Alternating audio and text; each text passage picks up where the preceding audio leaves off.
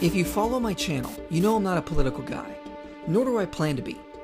But there is one issue I do speak openly about that is usually associated with politics, even though it really shouldn't be, since it is more of a question of science and ethics than anything else. I am of course speaking about nothing other than abortion. I want to be clear up front. My critique of the pro-abortion community is not an attack on women who have been lied to or pressured into having an abortion. In the society we live in, many women who have found out they are pregnant are told they have no options, and an abortion is their only way out. Faced with such challenges and the lack of knowledge of the help that is offered, it is easy to fall into the belief an abortion is their only hope. I don't want to attack these women, since dealing with the emotions and lack of help can cause anyone to do something irrational. Most pro-life organizations simply want to help these women and offer support. No, this is an attack on the pro-choice or pro-abortion crowd. The people who think it's okay for any woman to have an abortion just because they want to, that abortion is not murder and the act of an abortion is perfectly fine and doesn't harm anyone. This is one of the most unscientific beliefs out there today, which is why the pro-abortion crowd doesn't address the scientific arguments from the pro-life community and instead relies on appeals to emotion and straw man arguments. We are constantly told that the pro-life community just wants to take away a woman's right to choose and is a religiously motivated government power grab to remove the woman's right to her own body, which is such a blatant misrepresentation of the facts, it is hard to know where to begin in addressing this direct lie. First, this only shows they've not remotely attempted to listen to the reasons for being pro-life, or have ever talked with the pro-life community. Because if this was just a religiously motivated attack on women, then secular women like Kelsey Hazard, Lauren Nicholson, Albany Rose, Ellen Snyder, Teresa Lopez, Amelia Lynn must be in on a grand conspiracy to attack their own gender and force a religious view on their fellow women they don't even hold to. Why are these women pro-life? Well, the reasons are none other than ethical and above all scientific. All the evidence demonstrates quite easily that human life begins at conception, not at birth. According to everything science has revealed, this is just as much of a human as this is. Marjorie England says, development of an embryo begins at stage 1, when a sperm fertilizes an oocyte, and together they form a zygote. Almost all higher animals start their lives from a single cell, the fertilized zygote. The time of fertilization represents the starting point in the life history or ontogeny of the individual. The development of a human begins with fertilization, a process by which the spermatozoon from the male and the oocyte from the female unite to give rise to a new organism, the zygote.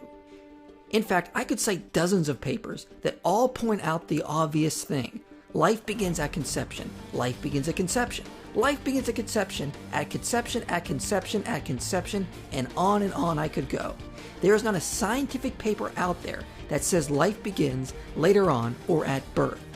The zygote is composed of its own human DNA and human future. As Christopher Hitchens said, I believe that the concept unborn child is a real concept, yes. And I've had a lot of quarrels with some of my fellow materialists and secularists on this point. I think that if the concept child means anything, the concept unborn child can be said to mean something. And actually all the discoveries of embryology, which have been very considerable in the last generation or so, and of viability, appear to confirm that opinion, which is, I think it should be innate in everybody, is innate in the Hippocratic Oath, is instinct in anyone who's ever watched a sonogram. So an embryo is undeniably human and not some subhuman form. Life begins at conception, so by logic, no one is trying to attack a woman's right to her body, because this is not her body. It is a new human with its own body currently developing, just like a 3-month-old is and a 3-year-old is. Until the pro-abortion crowd can provide any scientific evidence that a fetus is part of the woman's body, they cannot say the pro-life movement is an attack on a woman's use of her body. What if this innocent child developing is a woman as well? Doesn't she have a right to her body? Supposing we go off this unfounded principle that the fetus is the mother's body, aren't there also situations in which even abortion advocates themselves would say it is immoral to have an abortion? For instance, what if a fanatic mother prefers to have an abortion just because the fetus will grow up to be a girl? What if in the future it could be determined in the womb whether someone will grow up to be gay or straight. Wouldn't abortion advocates say that in those situations it is immoral for the mother to kill the gay fetus just because the mother doesn't want to have a child that's gay? We would view such a practice as unjust, immoral, and cruel. But why? Does this mean the fetus has rights in those circumstances which supersede the rights of the mother? If the fetus is just a clump of cells, it shouldn't have any rights. If, on the other hand, we recognize these situations to be immoral because a gay or straight fetus has some future potential which is valuable, then how is this different from any other fetus? Shouldn't we recognize that all fetuses per se have some intrinsic worth? So the fact remains, the basis of the pro-life movement is the science of when life begins and moral responsibility to protect the innocent from harm and death. Why can't the pro-abortion crowd actually address our arguments, instead of creating an unscientific straw man and a direct lie of what constitutes as part of the woman's body? Of course, when you bring this scientific evidence up to people who are okay with the murder of a child, they will ignore it and appeal to philosophy. Now, where have I seen this tactic before of ignoring science and appealing to philosophy? If it doesn't work with young earth theories, it won't work here as well. But they try to say, well, a fetus is not a person. The genetic existence of a human may begin at conception, but it is not a person yet. But to do this would just be to make up an ad hoc definition. It is not relying on a scientific foundation or evidence. It is just an ad hoc attempt to define what you want to be a person and not a person. And this doesn't prove anything. And this philosophical view can lead to very devastating consequences. One only needs to open a history book and see what happened the last time a group of people decided another group of people were not actually people and not worthy of life and liberty. When you just decide you get to define what is a person and what isn't, without a scientific or ethical foundation, you will open the door to some pretty terrible possibilities. That should be obvious. We don't get to simply just define what a person is based on how we feel. I propose an objective standard to decide this, and the only standard rational individuals can agree on would be science. And science is pretty obvious on what constitutes as human life. Of course, the pro-abortion crowd will usually just throw out some ad hoc reason a fetus is not a person, without realizing the implications that would follow if they were right, as well as do it without a good reason for accepting their conclusions. For example, some will say a fetus is not a person because it has to depend on the mother for life. Well, there are also certain people that are only alive because they are on life support. Does that mean they lose their personhood when they need to depend on something else for existence? And nothing in science or ethics says personhood changes if someone has to depend on someone else for their existence. Where is that written down? Some say because the fetus is not conscious yet, it is not a person. And how do they know this? Because they do not have the experience or knowledge of you or me? Lack of knowledge doesn't mean someone is not a person. People in vegetative states have very low IQs, and no one says they are not persons. What about people in deep sleep? Do they cease to be persons just because they do not display signs of consciousness, then suddenly become persons when they wake up? In consciousness, it's much harder to define, and we have good evidence it is fundamental and not a later developed process. So for instance, let's suppose we define a person to be someone who is capable of intentional action. Well, guess what? Science is not on the side of abortion advocates in this case either. Even though consciousness in fetuses is very hard to study, by 14 weeks of age, there is undeniable evidence that fetuses display intentions, and by definition, would be persons. So for instance, studies have found that fetuses have goal-directed intentional actions.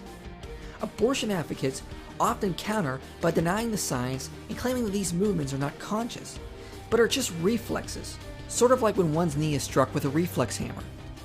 But once again, the science is not on their side. In a 2010 study published in the Journal of PLOS Medicine, researchers analyzed the movement patterns of 14 old-week fetuses to determine whether they reached for their face, for their eyes, or towards their twin. They displayed a pattern consistent with intentional movement.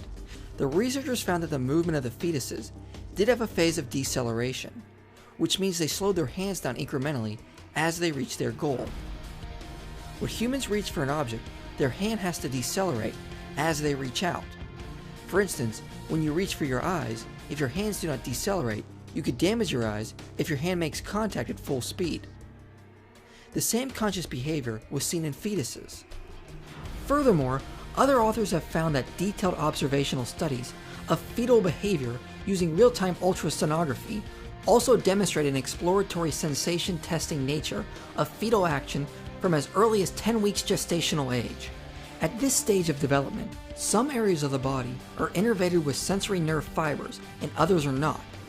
Those that are innervated, such as the lips, cheeks, ears, and parietal bone, are frequently touched by the hands, the fingers of which are themselves richly innervated.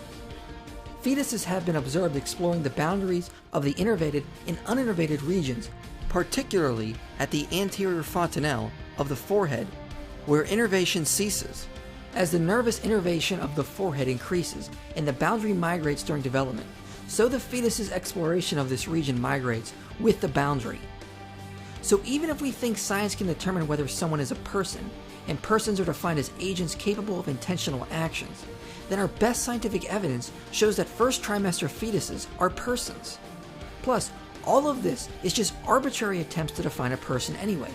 Nothing about it is scientific or logical.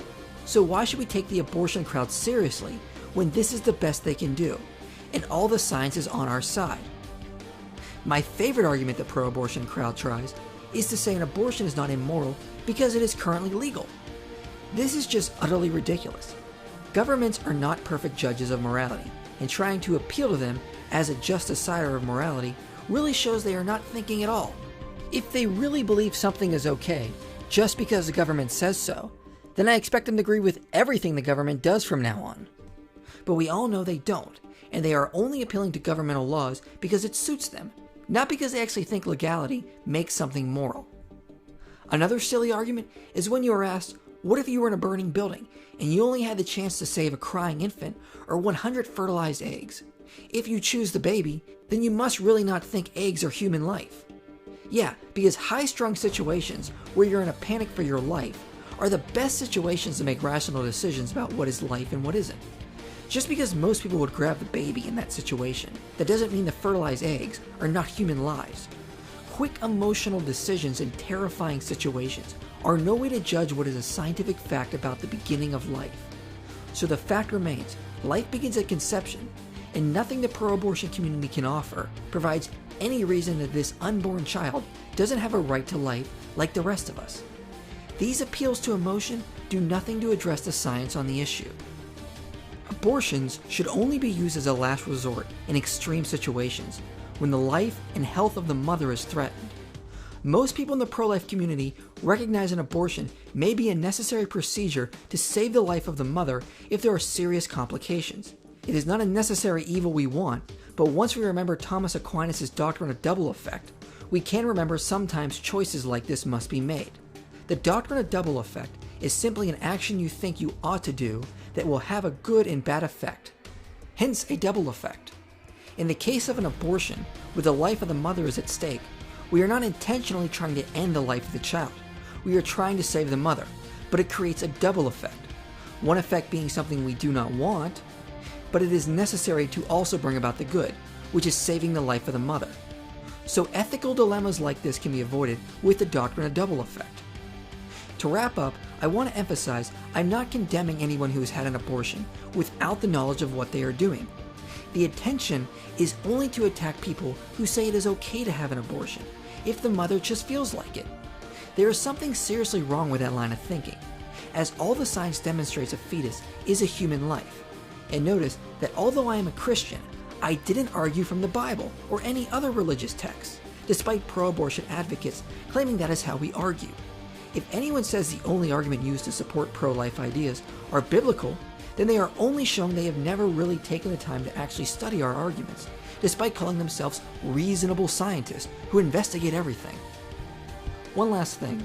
A common lie is we need to allow women to have abortions because having the choice helps a woman's mental health and well-being. Well, this is false. In studies in Finland that looked at the medical literature, pointed out suicide rates increased six-fold for women who have had an abortion. Abortions not only murder an innocent life, they lead to depression and suicidal tendencies in women. It is time we move past this barbaric practice and stand up for the life of the unborn child and the mental health of women everywhere.